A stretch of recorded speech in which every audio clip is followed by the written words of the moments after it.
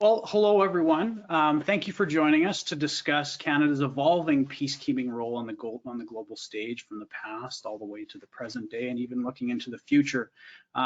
This event is taking place, of course, as part of the Inspiring Conversations webinar series. My name is Eric Story. I'm the Outreach Manager at the Laurier Centre for Military Strategic and Disarmament Studies at Wilfrid Laurier University. I'm a PhD candidate in the Department of History, also at Laurier, and I previously completed my master's at Laurier as well.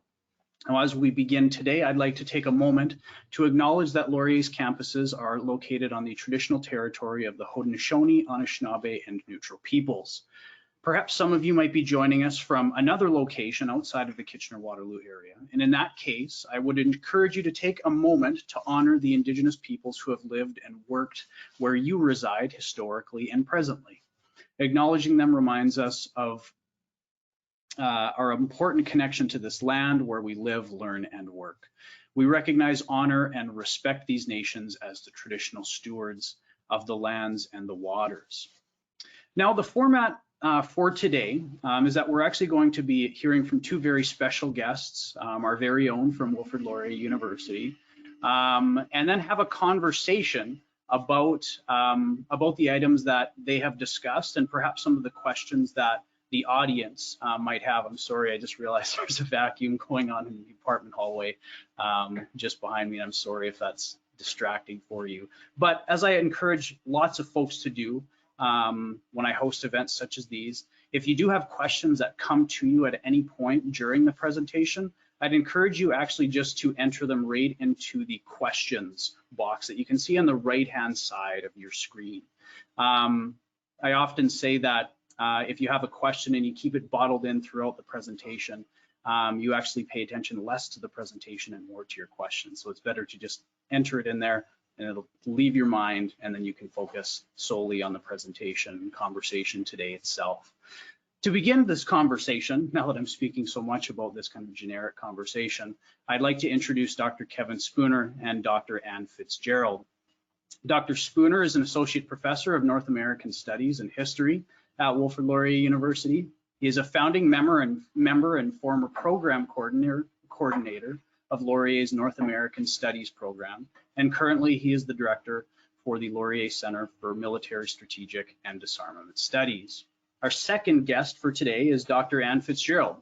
She's the director of the Balsillie School of International Affairs and professor at Wilfrid Laurier University's Political Science Department. Ann has advised and has been seconded to work with a number of countries on issues relating to national security policy and strategy issues, including Ukraine, Lebanon, Canada, Ethiopia, Afghanistan, Nepal, Botswana, Jamaica, Indonesia, Sierra Leone, Albania, Montenegro, and Nigeria. So we have a great panel discussion today. I'm really looking forward to hearing what you both have to say, but I will kind of kick things off by turning it over to Dr. Spooner for his brief remarks on kind of Canada's past peacekeeping role.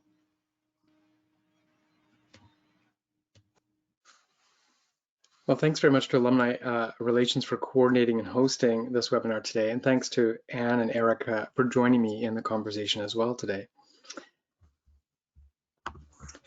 As the historian in the virtual room, I'm going to do what I do best and stick mostly to the past, discussing Canada's history in UN peacekeeping. A subtitle for my part of this conversation might actually be The Strange Death of Canadian Peacekeeping. The death is strange for two reasons. One, it's not well understood how Canadian peacekeeping with the UN has all but ended. And two, I don't think many Canadians really are even aware that the death has occurred. So as I warned you, I'm an historian, so let's start at the beginning. I'm just going to share my screen here. 1 second.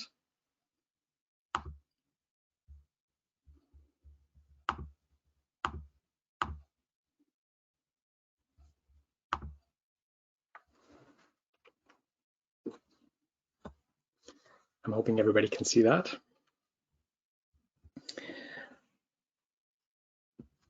Canada comes to be strongly associated with peacekeeping nationally and internationally, in part because of Lester Pearson's Nobel Prize for helping to create the first large-scale UN peacekeeping force to address the Suez Crisis in 1956. And you see him here with his wife, Marion, collecting the Nobel Prize on the left.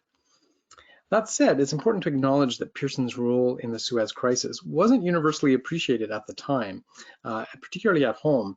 In fact, some political historians suggest it was perceived by many Anglo-Canadians, in fact, as a betrayal of Britain, and may have even played into, to some degree, Pearson's political difficulties in the late 1950s. Yet, Canada goes on to play a very important role in UN peacekeeping for decades after. With Remembrance Day tomorrow, it's important to acknowledge that more than 125,000 Canadians served in peace operations, mostly with the UN, and 123 Canadians have died trying to keep the peace, about 3% of all UN peacekeeping casualties, and nearly 11% of all UN peacekeeping casualties from Western and European nations. Perhaps because of this record of service, peacekeeping becomes entrenched in the Canadian national psyche and national identity. The images and ideas of peacekeeping have been pervasively deployed on national monuments. You see it here in Ottawa at the Peacekeeping Monument on the right. It appears on our currency. There are stamps that have displayed peacekeeping images. There's a heritage minute about it, books. Stompin' Tom Connors has even done a song about peacekeeping, and I've even noticed peacekeeping images in beer commercials. So it is everywhere as a notion. Canadians have imagined themselves to be good, moral citizens of the international community. Indeed, there is some evidence to suggest that such an image has resonated with views of the nation also held by non-Canadians. I've seen many polls, for example, from Pew, a very reputable polling institute in the United States, which demonstrates a fairly high view of regard for Canada internationally. And peacekeeping is often a durable explanation for that image. Yet even by the 1970s, critics of Canadian peacekeeping were already expressing concern over this role played by the Canadian Armed Forces. Some in the military saw peacekeeping commitments as a distraction, right, from Canada's primary Cold War defense commitments to NATO. Egyptian authorities then expelled UN peacekeepers serving with the United Nations Emergency Force just ahead of the 6 Days War.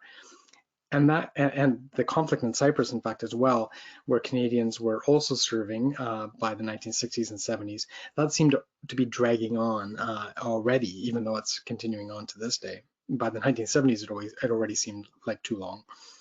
So writing in 1974 in Canadian Forum, noted historian Jack Grandenstein suggested, quote, Canadians now recognize that peacekeeping was just a dirty, thankless job.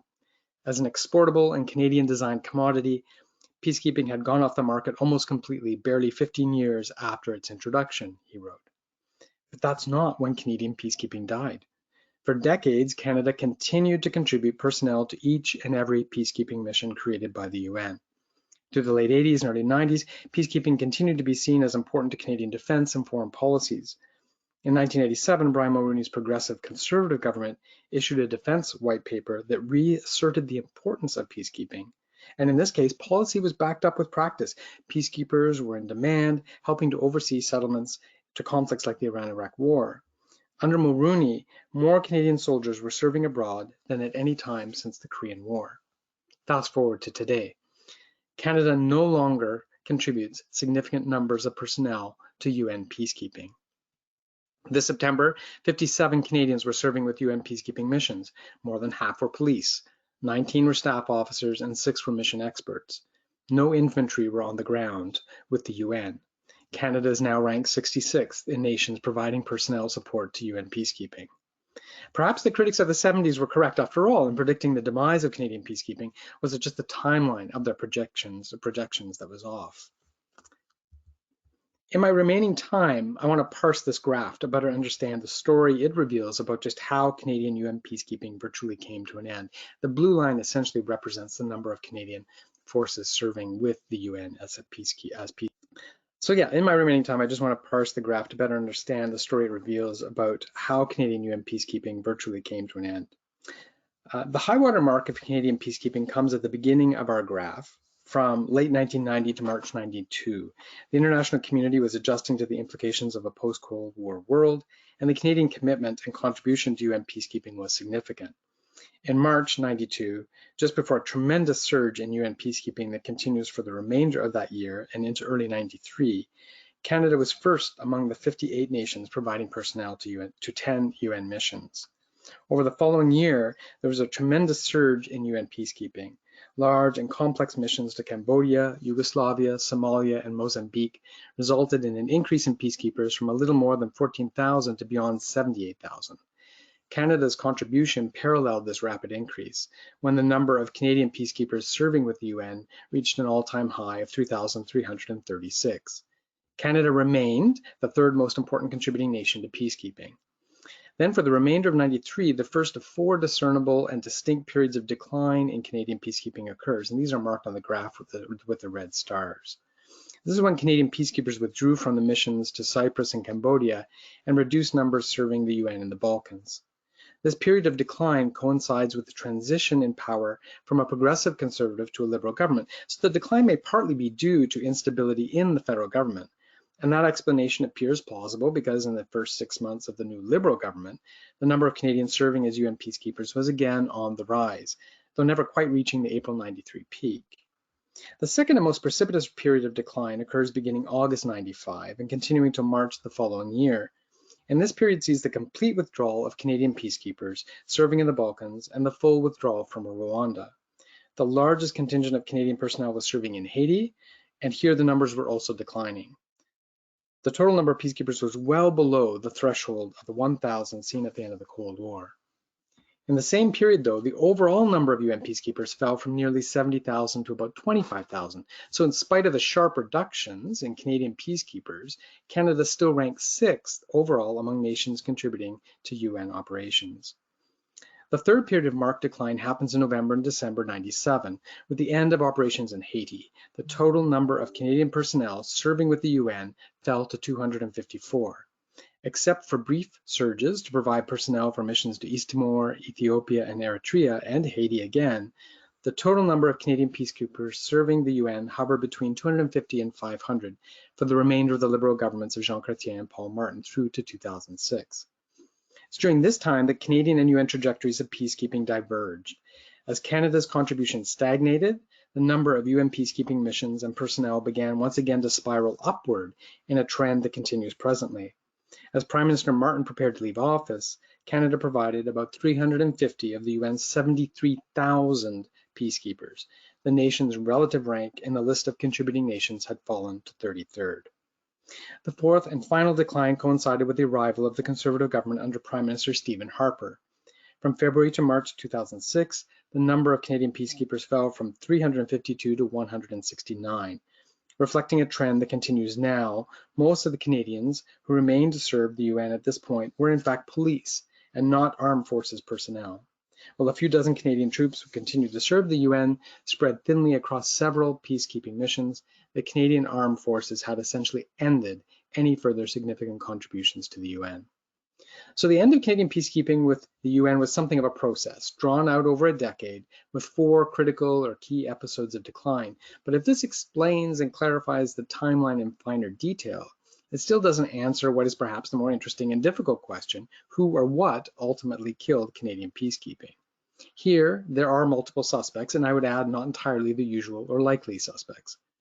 The Conservative government of Stephen Harper was antagonistic towards the UN, so one might expect that it would be a key suspect in the demise of Canadian peacekeeping.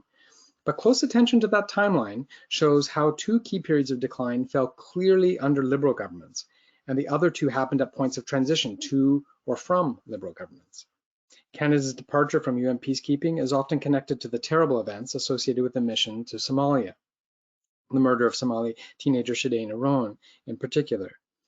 The first 3 periods of decline in peacekeeping do in fact fall, interestingly, within months of the incidents in Somalia, the beginning of the Somalia Commission of Inquiry, and the release of that commission's report. However, it's too simplistic to suggest that the events in Somalia alone explain the overall decrease. There's some correlation, but it's not a decisive factor. Another explanation frequently offered for the decline is the significant cuts in defense spending undertaken during the Chrétien years. These cuts do begin just prior to the second period of decline and continue through and past the third period of decline. As resources became more limited, the capability of the armed forces to sustain all its defense activities, including UN peacekeeping, was compromised. But other multilateral military activities involving the Canadian Armed Forces did continue throughout this period of fiscal restraint, just much less so under UN auspices. Budget cuts were another contributing factor, but not an exclusive factor in the demise of Canadian peacekeeping. An important element of the explanation rests with the shift in Canada's multilateral military commitments from the UN to NATO, a process that is particularly evident from just before the second period of decline through to just before the fourth decline. At this time, Canada was actively contributing to NATO operations in the former Yugoslavia. Seen in the context of the defense cuts, contributions to NATO clearly came to be a competing and favored military priority relative to UN peacekeeping. This shift from UN service to NATO missions also happens at a particular moment when the UN's ability to undertake and to manage effectively the newer, more complex peacemaking as opposed to peacekeeping operations, there was a lot of concern as to whether or not the UN could actually manage these. And critical attention centered on New York, and rightfully so, given the disastrous failures of the international community in Somalia and Rwanda. For UN headquarters, the challenges posed by the Balkans also proved far too complex, not just politically, but also operationally. Even the relatively successful efforts by the UN to assist with the state building in Cambodia would later be scrutinized for the highly problematic and systemic social consequences that arose when peacekeepers engaged in corruption and gendered violence. All these difficulties led to a period of introspection at the UN. The number of peacekeepers clearly declined, while the organization attempted to grapple with the difficult lessons to be learned from the all too rapid surge of the early to mid-90s. Canada simply followed suit. Though the Canadian Armed Forces were simultaneously being redeployed to NATO missions, a multilateral institution that seemed better able and better equipped to deal with the challenges of robust peacemaking. By the early 2000s, the UN began to re-engage with international peacekeeping in a more systemic and organized way, but by then, the potential Canadian contributions had already been redeployed to NATO-led tasks. As the number of UN peacekeepers consistently increased, practically every year, other nations became the key contributors of personnel. Canada's relative rank as a peacekeeping contributor fell in a downward trajectory and never recovered. Another explanation for the demise of Canadian peacekeeping then clearly rests in the international context. The UN had significantly retreated from peacekeeping just at a time when a series of factors, particular to Canada, were also at play. This timing proved fatal. 9/11 and the subsequent war on terror simply proved to be the coup de grace for Canadian peacekeeping. The Liberal governments of Jean Chrétien and Paul Martin made the initial commitments of Canadian forces to the war in Afghanistan. Then the Conservative government of Stephen Harper enthusiastically rededicated the armed forces to service there once it gained power in 2006. The government's antipathy towards the UN all but ensured that the armed forces would continue in the trend by then already well established of service with NATO as the preferred multilateral instrument of the Canadian military. I'll just quickly finish with two thoughts by way of conclusion. First, I hope the observations I have shared with you have demonstrated the complexity of Canadian peacekeeping's demise. Clearly, there are multiple suspects that include more than one Canadian government and even a number of international events and trends that coincided at critical junctures to lessen and then virtually eliminate Canadian contributions to UN peacekeeping. Second, the potency of Canadian peacekeeping mythology, the nationalistic sustenance of the image of Canada as international peacekeeper, has quite ironically managed to survive the more than 2 decades-long death throes of Canadian peacekeeping. Image has yet to catch up with reality, which now might better be described as legacy. Perhaps the myth will be fundamentally challenged as Canadians digest and integrate more fully the experience of the Canadian forces in Afghanistan into their collective historical consciousness. Thank you. Thanks a lot, Kevin. Really appreciate your remarks, and we'll have a chance to discuss the history in a bit more detail into the question period. Again, I'd just like to remind folks, if questions come to you at any point, just enter them right into the questions box on the right-hand side of your screen. But now I would like to turn it over to our next presenter for today, Dr. Anne Fitz-Gerald. Thank you very much, Eric, and thanks to my co-panelist, Kevin, for kicking us off so well. Kevin looked back in an enormously comprehensive and detailed way on history and Canada's contribution to peacekeeping and addressing conflict. I'm going to pick it up from the present and look forward. I was going to start with some comments on Canada's role in peacekeeping, but Kevin's already covered that area so brilliantly. I would just say that about a year ago, I was on the agenda with Steve Paikin with the late Matthew Fisher, defense correspondent and one of Canada's long-standing defense correspondents and only defense correspondents, who really got out in the field. And he said during that episode of the agenda that Canada had only 21 peacekeepers deployed worldwide at that time, and most of them were police keepers, international police, and not uniformed military representatives. So that was the statistic that stuck in the minds of many of us while the policymakers were still talking about Canada as a peacekeeping country. So there's a little bit of a suggested disconnect there. But we have had, as Kevin has explained, a reputation and a pedigree for international peacekeeping for many, many years. We've sent peacekeepers on the ground to patrol lines of demarcation, separation of hostilities areas. We have sent peacekeepers in for training purposes, for capacity building purposes, and we've also sent the military into places like Afghanistan and Iraq under the auspices of stabilization missions. And that sort of begs the question, what's the difference between stabilization and peacekeeping? Because stabilization has always been described as a bit of a, well, it lacks conceptual maturity, and we're still sort of getting our head around what stabilization means, as opposed to war and certain types of war, like insurgency, like conventional forms of conventional war. So I think it's important to recognize that Canada has played that warfighting role as well as peacekeeping to help bring about peace, which is sometimes necessary. So the question for me is whether the future of peacekeeping. Is the future about peacekeeping? I don't think it is in the conventional sense that we know it. It is based on three principles: consent, impartiality, and the non-use of force.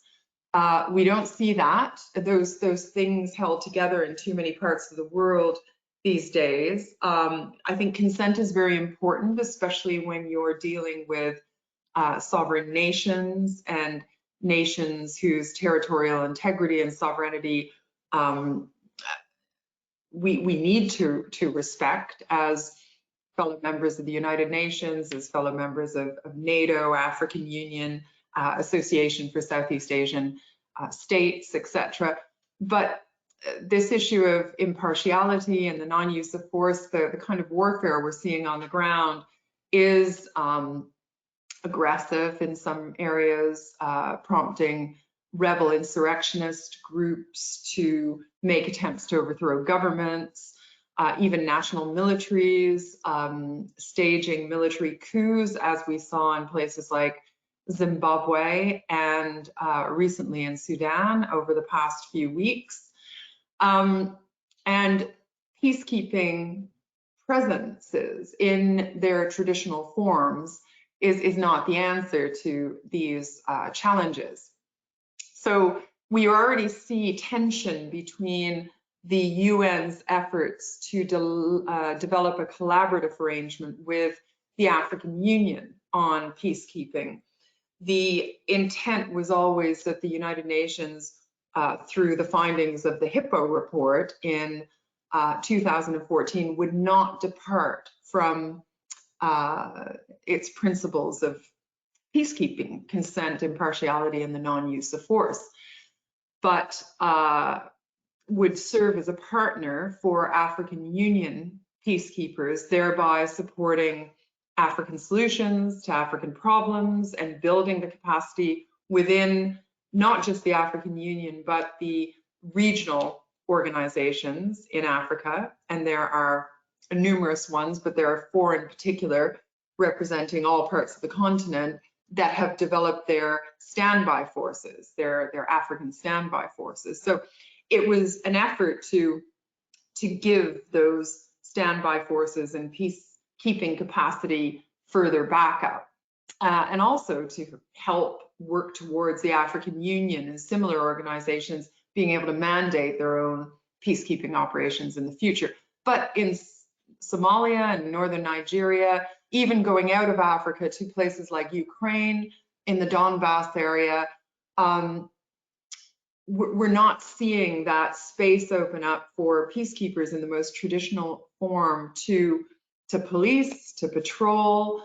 We're seeing engagement with communities, sometimes very, very helpful engagement, just as an extra pair of eyes and different demonstrable presence on the ground. But we're also seeing guerrilla warfare and terrorism and insurgency and serious and organized crime, which is rested on some very sophisticated networks across continents, sub-regions, which involve maritime activity as well to prop it up. So the nature of threats have really proliferated. And what are the characteristics of some of these threats and issues concerning modern day warfare? Well, global pandemics, as we have seen, the impact these diseases have on the economic fabric of a country, which was for many countries brought to a standstill almost. Health and social security. Health security is really important, even for the military. We need healthy soldiers. We need healthy human resource complements propping up an economy. We need social security as well, and not cracks that open up and which undermine the unity of the country. So socioeconomic differences that accessed the response to the pandemic, creating a sense of marginalization amongst some groups. Those issues are really important and eat into the fabric of a nation. And it also undermines our commitment, and Canada stood very firmly behind this commitment towards global social justice. Rebel and insurrectionist movements threatening to overthrow governments, staged coups. I've covered issues concerning Zimbabwe and Sudan, but Myanmar as well in Southeast Asia.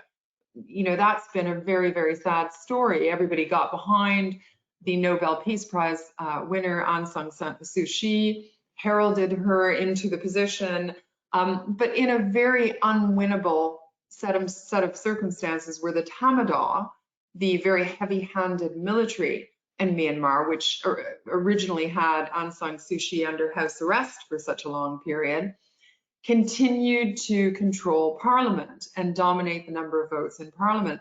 So Aung San Suu Kyi could never preside as a head of state because the parliamentary vote would always go against her. So it was very difficult to enact change without being able to bring about necessary reforms and legislation.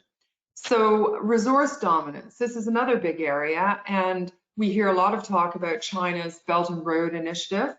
My own view of China is that whereas they exercise their military muscle in their own region, in the South China Sea in particular, they are not wholly interested in military expansion and military expansionist policies, because their primary objective is a quest for economic supremacy. And in order to do that, they are expanding their Belt and Road Initiative. We're seeing it cross Mexico and Latin America now, and they've invested in icebreakers to explore near Arctic areas and probably soon to be Arctic areas. So that gives concern to Canada, a country that does not have still the logistical and intelligence wherewithal to patrol every square foot of its country, particularly the 40% of the country that is in the very dark and cold north, but which has sparked the interest of other countries, some partners that we would classify as sticky partners, and those who are interested in developing the Arctic region for trade route purposes, for commercial shipping purposes. I think current US foreign policy of the Biden administration is causing concern for many countries, and including Canada, a very, very close partner of the United States. There have been many accusations recently of meddling and interference, especially on the African continent. And of course, Canada's proximity to the United States makes it vulnerable as an attack vector. And there are some analysts that have written recently on whether or not we will see a new form of radicalization based on the anti-Western sentiment that is already developing due to Joe Biden's foreign policy to date. Multi-platformed, multi-kinetic, and multi-domained warfare that is playing out in the keyboard domain, in the virtual space, as well as on the ground. And do we have the tools to defend the country in all of these domains simultaneously? Digital intimidation comes with that, silencing tactics, the penetration of foreign agents, fronting intimidation into civil society, Canadian civil society, and sophisticated propagandist networks, and we see this play out against the narrative on Hong Kong that has been backed by the Chinese government. And those narratives making their best effort to influence policymakers in a sea of what has become misinformation and disinformation. And that misinformation and disinformation includes photos and video footage and statements that are actually not coming from the people that these posts and evidence suggest they are. Footage and photos that are not coming from the areas that those posting these things say that they're coming from. And of course, the use of ransomware, hacking, internet disruption to critical services like medical services, like financial services and banking, etc. So what do all these threats, and of course it's not an exhaustive list, but it just sheds light on some of them. What do they mean for Canada? Well, first of all, it means that we need to develop a much stronger national security posture, a posture which means that Canada cannot continue to rely on others for many things that it's relied on in the past. I mean, to a certain extent, we always have to outsource certain things to our system of alliance, especially economic trade purposes. We can't buy everything or produce everything. We need to buy things in. We cannot elicit meaningful responses to international peace and security challenges abroad without cooperating with our partners, and that's what alliances like NATO are for. And the Arctic Council, which I think has great potential to be a better and more progressive international actor based on the international security threats.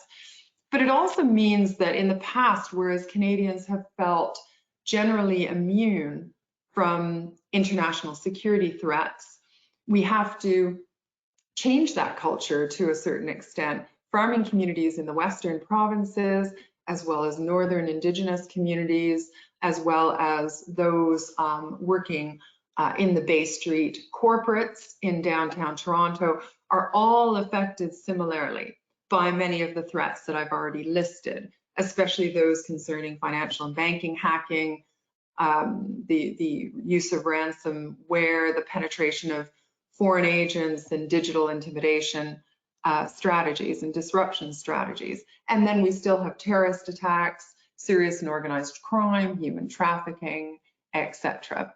So studies also show that Canadian civil society organizations still feel that we could do better in our cooperation with government in supporting national security issues, making that connection with government a little bit more two-way and regular in a day that if you ask intelligence agencies how much information they use and consume is not in the public domain, most will say, well, 95% of the information we use is in the public domain. And for this reason, the line that we need to be security vetted to be able to liaise with government and to react to things that would be helpful to develop government policy on doesn't really wash.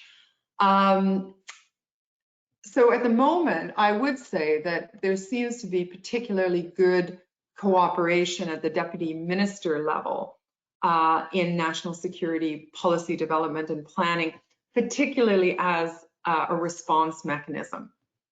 We have a very effective what's called incident response group working at the deputy minister level. I would add that we need this capacity within the senior levels of the Canadian civil service as well, and to always be conducting that interrelated system-based analysis and looking at the big picture of what does this mean based on the foreign policy objectives, the defense objectives, the national security objectives that the country has committed to.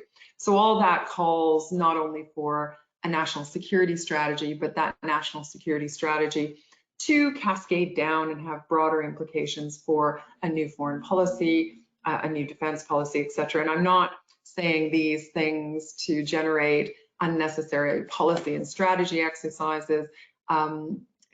Such documents could even be one page long, but just let Canadians know and let policymakers across the policy architecture know what are those key priorities that we're drilling down to address. And therefore, what is it that every individual in the country is doing, either government or non-government, that is contributing to those priorities. So this raises the notion of achievable strategies as opposed to aspirational strategies. Not laundry lists with lots of different things that we aspire to achieve, but making bold choices and saying, okay, you know, in the next 5 years, we're going to focus on these 3 things because that's going to build the foundation to develop again in the 5 years after that on different priorities.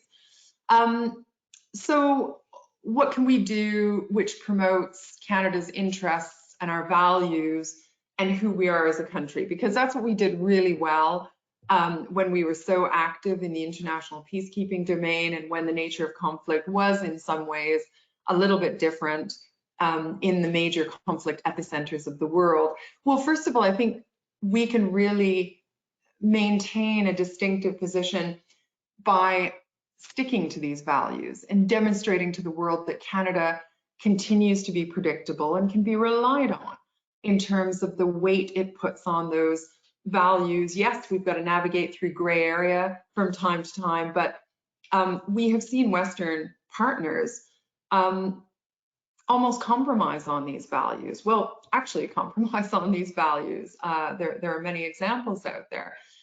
Canada really is known as a country that is serious about these things. Not only serious about these things, but with our diverse population, we are used to batting for the highest common outcome instead of the lowest common outcome.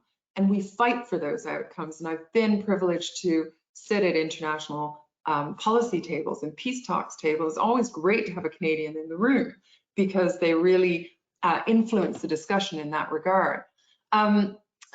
I've talked about strategy and policy documents. Continue investing in civilian-led, civilian-managed agencies that cater for disaster response, that cater for pandemic response, etc. You know, we shouldn't be relying on a military to do all these things, and many of these things are out with the military's core roles and core competencies.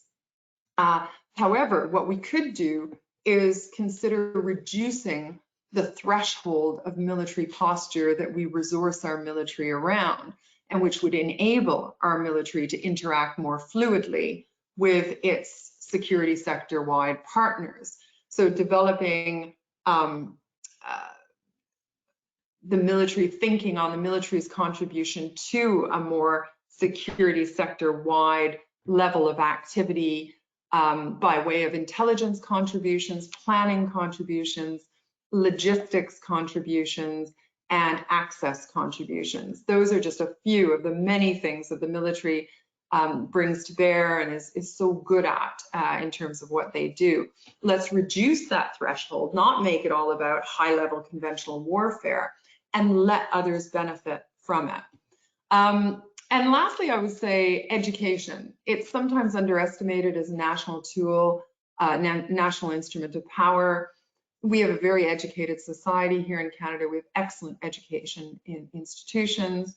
The military institutions included in that. We could do so much more in terms of science diplomacy, education diplomacy, peace education diplomacy, and project ourselves that way. Lastly, we've been very active in the debate on human security. People have quite rightly criticized this agenda as an unmanageable policy agenda because it's so wide, but where opportunities come up, like health security, like the defense of global social justice, not just here within our borders, but in other continents. We cannot just defend our Black communities here in Canada, for instance. We must defend the lives of their relatives in the African continent, and not just our African friends and brothers and sisters, but those in other continents and subregions as well. So I think Canada can make a huge contribution in standing for that agenda and choosing areas to push through multilateral channels these key human security issues that the whole notion of peacekeeping merged with over the years. We've got a great contribution to make, not just with our military, but other national instruments that contribute to international peace and security. So I'll stop there. Thank you very much. Thanks so much, Anne, for your comments. Very enlightening, and same to Kevin as well. I just, Kevin, if you wouldn't mind popping back on the screen here, and we can get into the question period. Great questions already coming in from the audience, but I'd actually like to start with a question or a comment, sorry, from the audience, from Natalie Tong. She's actually one of our student researchers at the Laurier Military Centre as well. And she just kind of, her initial comment is just thanks for mentioning Hong Kong as an example, as it was touching for her to hear people in other communities supporting her home. Let's start off with a question for you, Kevin, a question from Gregory Mitchell.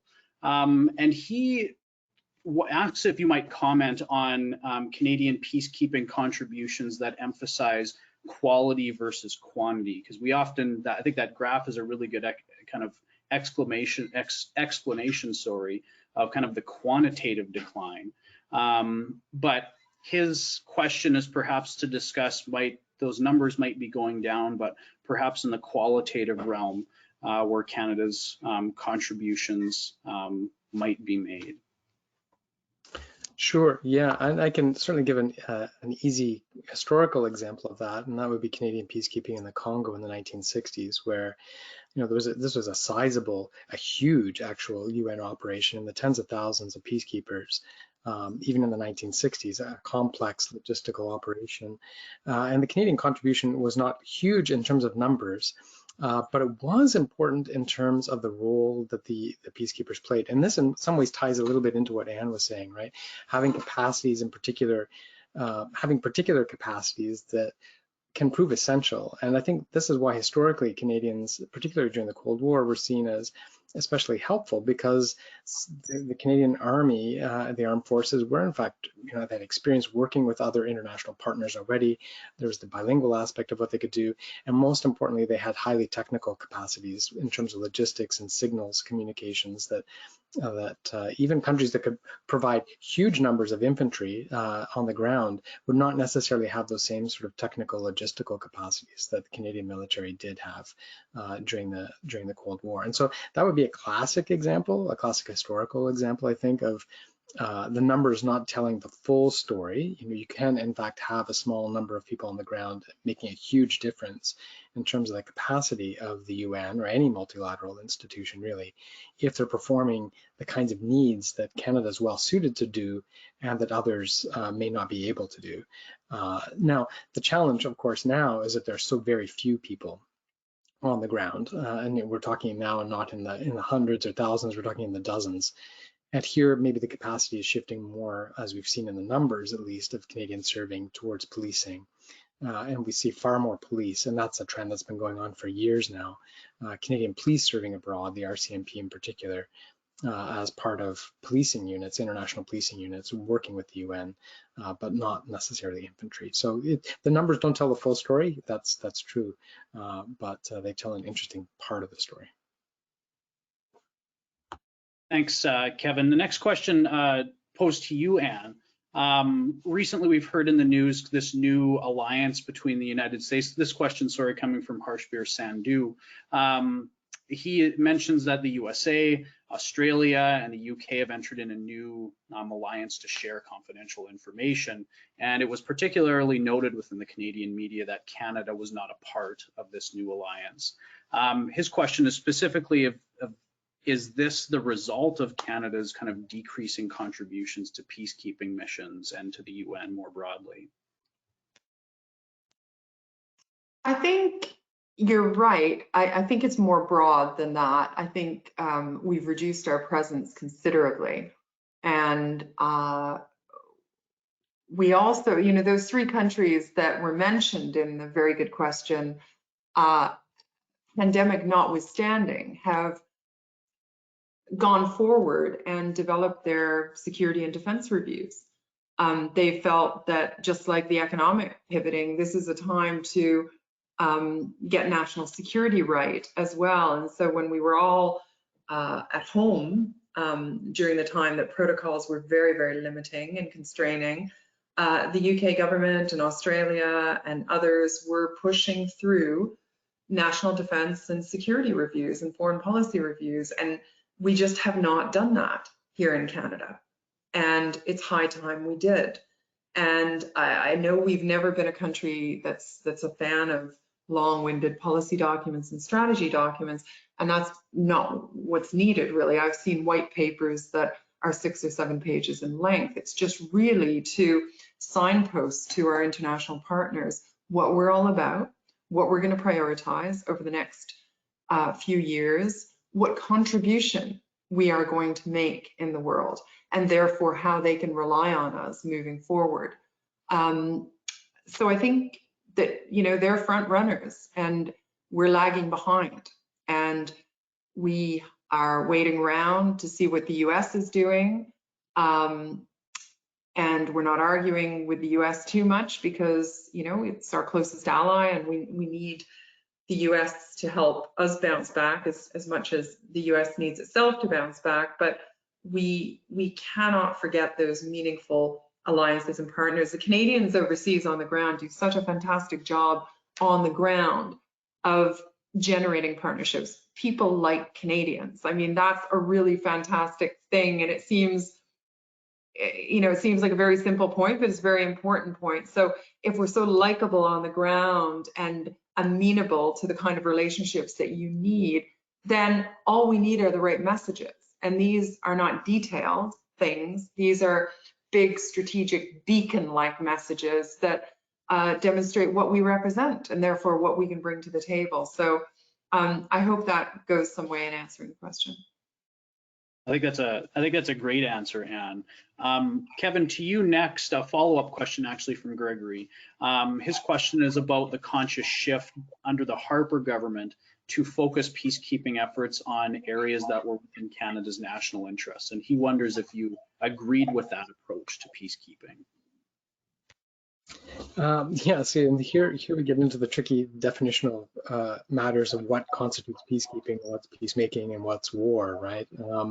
And I would certainly argue that the Canadian forces in Afghanistan, it was a war on terror. It was not peacekeeping, and I think there's some definitional shift that's unclear in Canadians' minds generally as to what was happening. I think that where I would part ways with the Harper government, I think that and in some ways this initially starts off very much as a bipartisan issue, right? I mean, Afghanistan, the initial commitments there are under a Liberal government. It doesn't begin with the Conservatives, and then of course the Conservatives really do run with it and accelerate defense expenditures and provide capacities for the armed forces that would not necessarily have been there previously in terms of military capabilities because of that increased funding. So the Harper government really does boost the capacity of the military to engage in what it was doing in Afghanistan. And I think there was definite national interest in Canada being there, particularly in the years immediately after the attacks of 9/11, being part of our partners and playing a very robust role in Afghanistan relative even to our other NATO partners. So I think that there was definite value in that mission. I think what concerned me about Afghanistan is the degree to which the Canadian government committed so wholeheartedly to that it became impossible really for the armed forces to do much of anything else. And that's a challenge I think, again, a lot of Canadians don't realize. Our military is relatively small, and you commit one soldier, and what you have to remember is that for every soldier that's committed to be overseas, you have one soldier who's waiting to go overseas in training. You have another soldier resting from that deployment. So you can only really ever deploy about a third of your capacity at a given time. And we were so fully engaged in Afghanistan that I think it stretched the military to the point where it became impossible for us to do anything else. And I think that's where I would part ways. I would much rather see capacities in the armed forces be flexible. I would much rather see the capacities created or opportunities to engage in the world, for there to be multiple ones, not for us to be so single focused on a particular mission that we lose sight of our ability to engage in other ways. Thanks, Kevin. I think we have time for two more questions, and then I'll pose it back to you both, Kevin and Anne, for some final thoughts. The next question I'll again pose to you, Anne, is wondering about, because you mentioned how we're kind of entering this period where it's kind of a multimodal, multi-spherical context that Canadian peacekeeping and peacemaking needs to take place. I'm wondering how the international system is managing this new form of conflict. We're talking about, the digital realm, kind of more classic security sector concerns, and many of the other things we're facing today. Well, I think the biggest challenge to this and in this domain is that whereas we would normally analyze, so the challenge is to analysis, the initial analysis, because the realities of what goes on the internet are outstripping the pace of internet governance policy. So we're way, way behind in what we need to do to bring the oversight and the accountability on what goes on the internet at par with policy and legislation. So because of this, it muddies the waters for analysts to get a true picture of what's going on the ground. Because to a certain extent, people don't have proximity to these conflict areas. And so they rely very much on what's said on the internet.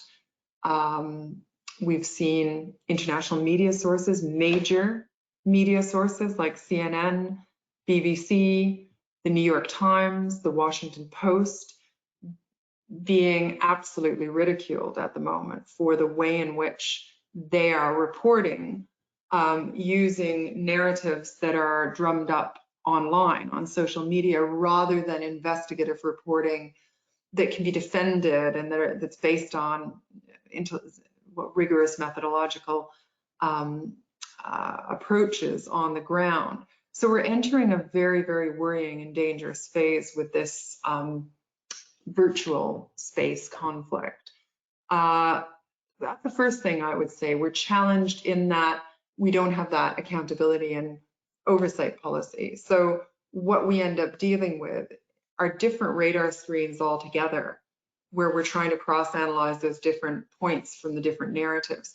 So usually we would look at, as researchers ourselves, we would look at diverse views for everything we do. We would see anomalies, we would see clusters of people in agreement and views in agreement. These go way beyond anomalies. They are on different radar screens, like I said, completely. So with the more complex situations, there's a tendency for some groups to just go towards one of the narratives and not try to do this very complex interpositional and cross-analysis job. So it's challenging the way in which we can analyze threats, let alone the way in which we inform policy to respond. I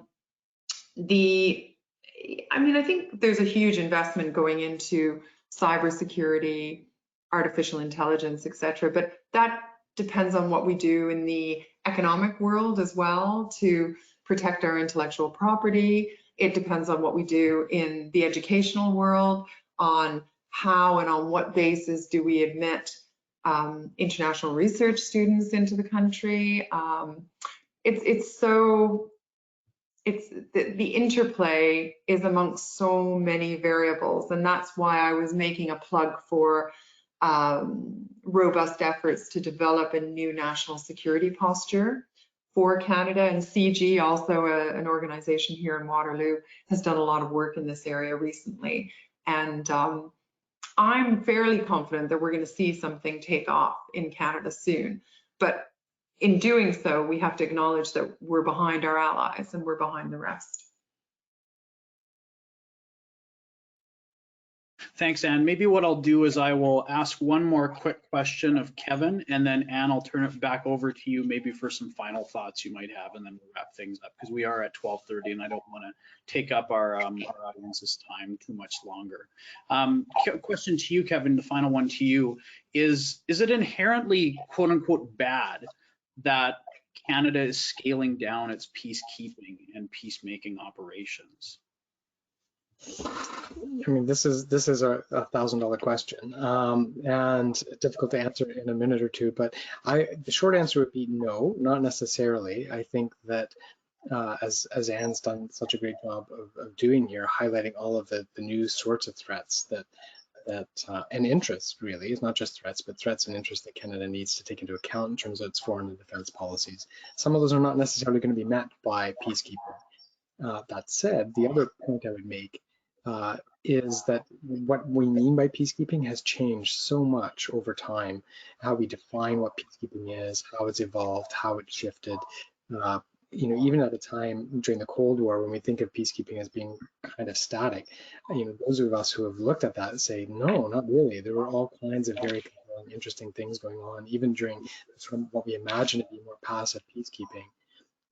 So I think that there's still hope for peacekeeping for sure, because I think it will evolve. And the reality is that it continues. I mean, there are tens of thousands of peacekeepers serving under the UN. It's just that Canadians aren't doing it.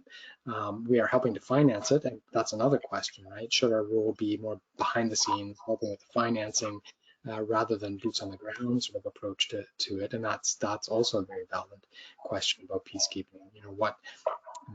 What is peacekeeping and how best to support it, are two really fundamental questions that I think, as part of that review that Anne is talking about, would be good things for us to think about and for us to engage with, and reimagining how peacekeeping might be made more relevant for the kinds of interests and threats that Canada faces in the 21st century. I think it's a great way to wrap up on your end, Kevin. And do you have any final thoughts that you'd like to share before we wrap things up today?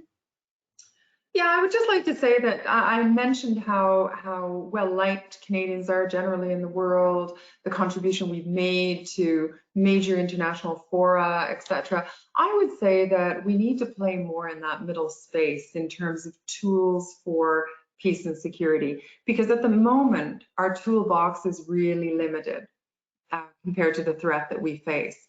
It's extreme as well. On one extreme, we have diplomatic comments like support for something, calls of condemnation, calls of concern, right the way to the other end of the spectrum, where we have harsh measures like sanctions, invasions, military interventions of other threats of sanctions, which we're seeing a lot of going on right now, led by the Biden administration. So I think there's a lot to do in the middle, especially as we're going to anticipate more democratic transitions and changes in government over the years to come. We can't just support those democratic transitions at the beginning and then run away when it's messy. We need to, provide some technical support, whether it's political reconciliation, whether it's community-based dialogue and national dialogue and reconciliation. We're good at that. We've done it a lot here in the country. We have a lot to do still in the country, and we should share our experience with others. And as the director of School of International Affairs, I would also say and encourage to all the great researchers in the audience today to, even if you're looking at an issue that's based here in Canada and that is an issue of concern to you that is playing out in Canada, always try to think about what's going on in other parts of the world, the international forces that are either hindering or helping or exacerbating that problem. Because I think we have lived in a very, very stable corner of the world for a long time. And we've never felt so threatened as we did recently through the pandemic. And I think whatever happens to us and fellow Canadians here on the ground will always have international implications. And I think we just have to sew those two vectors together a little bit better in the research world in the years to come. I think that's a perfect place to end on. Anne and Kevin, thank you so much for taking the time out of your very busy schedules today. I know kind of lead up to Remembrance Day is very time consuming for many faculty members who study this area. And of course, we're getting into paper season too, so I'm sure you're busy on that account as well. So thanks again for spending the time with us today. Thank you so much. Pleasure. Thank you, Eric. Thanks. And thanks also, of course, to our audience for participating today, for sending in some great questions.